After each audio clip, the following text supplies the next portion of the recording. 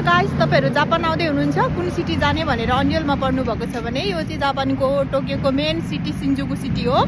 यहाँ चाहिँ कामहरु पनि एकदमै पाउनुहुन्छ। तपाई स्टुडेन्ट भिजामा जापान आउँदै हुनुहुन्छ भने चाहिँ एकदमै सिटी चुज गरेर हैन कुन राम्रो सिटी छ बुझेर टोकियोमै आउनु होला किनभने यो चाहिँ मेन सिटी सिन्जुकु हो। म देखाइरहेको यो सिन्जुकु सिटी हो। यहाँ चाहिँ कामहरु एकदमै प्रशस्त पाइन्छन् है। मैले पनि आएको एकै महिनामा यहाँनिर कामहरु सबै पाएको थिएँ।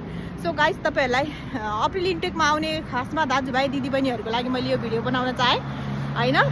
मैले पनि आउने बित्तिकै ठाउँमा काम पाएको भएर यहाँनिर आउँदाखेरि चाहिँ स्कुल कहाँ चुज गर्ने भनेर अप्रिल इन्टेकमा आउने विद्यार्थीहरुले चाहिँ सिन्जुकु टोकियो सिटी चुज गर्नुभयो भने तपाईको लागि एकदमै बेस्ट एकदमै राम्रो सिटी हो है।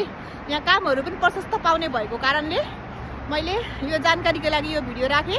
तपाईहरुलाई मन परेमा लाइक कमेन्ट शेयर सब्स्क्राइब गरिदिनु होला। हस् त धन्यवाद। Thank you so much guys. Bye bye. म चाहिँ काममा जाँदैछु। भिडियो हेरिसकेपछि लाइक कमेन्ट जरुर गरिदिनु होला। Okay bye bye see you.